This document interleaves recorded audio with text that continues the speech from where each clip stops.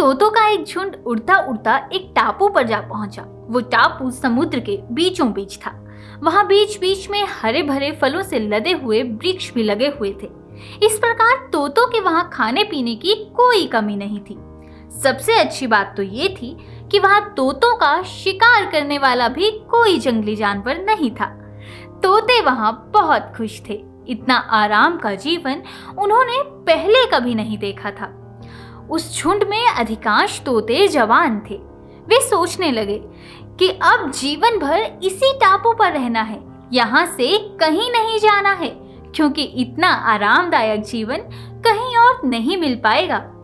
लेकिन उन सबके बीच में एक बूढ़ा तोता भी था। जब वो उन युवा तोतों को देखता तो चिंता में पड़ जाता। वो सोचता कि यहाँ के आरामदायक जीवन का इन युवा तोतों पर क्या असर पड़ेगा। क्या ये वास्तविक जीवन का अर्थ समझ पाएंगे? यहाँ इनके सामने किसी प्रकार की कोई चुनौती नहीं है। ऐसे में जब कभी मुसीबत इनके सामने आ गई तो ये कैसे उसका मुकाबला करेंगे? बहुत सोचने के बाद एक दिन बूढ़े तोते ने सभी तोतों की सभा बुलवाई। अपनी चिंता जताते हुए वो सबसे बोला, इस टापू में रहते हुए हमें बहुत दिन हो गए हैं। मेरा विचार है कि अब हमें वापस उसी जंगल में चले जाना चाहिए जहां से हम आए हैं। यहाँ हम बिना चुनौती का जीवन जी रहे हैं। ऐसे में हम कभी भी मुसीबत के लिए तैयार नहीं हो पाएंगे। युवा तोतों ने उसकी बात सुनकर भी अनसुनी कर दी। उन्हें लगा कि बढ़ती उम्र के असर से बूढ़ा तोता सठिया गया है, इसलिए ऐसे बेकार की बातें कर रहा है। उन्होंने टापू की आराम की जिंदगी छोड़कर जाने से मना कर दिया। बूढ़े तोते ने उन्हें समझाने की बहुत कोशिश की।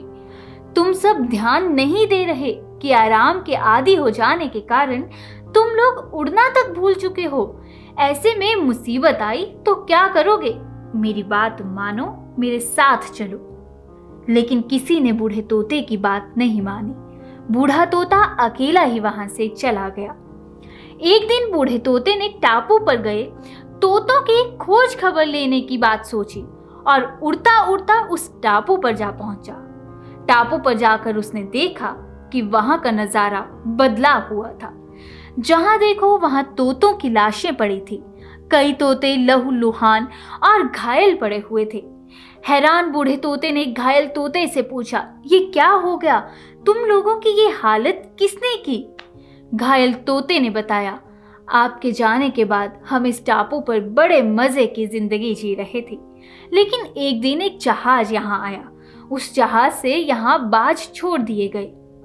शुरुआत में तो उन बाजों ने हमें कुछ नहीं किया, लेकिन कुछ दिन बाद जब उन्हें आभास हुआ कि हम उड़ना भूल चुके हैं और हमारे पंजे और नाखून इतने कमजोर पड़ गए हैं कि हम तो किसी पर हमला भी नहीं कर सकते और ना ही अपना बचाव कर सकते हैं, तो उन्होंने हमें एक एक कर मार कर खाना शुरू कर दिया। उनके ही कारण हमारा ये हाल है। शायद आपकी बात ना मानने का ये फल हमें मिला है। तो इस कहानी से हमें यही सीख मिलती है कि अक्सर आराम की जिंदगी जीने के बाद उससे बाहर आ पाना मुश्किल होता है। ऐसे में चुनौतियां आने पर उसका सामना कर पाना आसान नहीं होता। इसलिए कभी भी आराम से जिंदगी में जाकर खुश ना हो जाएं। खुद को हमेशा चुनौती देते रहें और मुसीबत के लिए तैयार रहें। जब तक आप चुनौती का सामना करते रहेंगे तब तक आप आगे बढ़ते रहेंगे।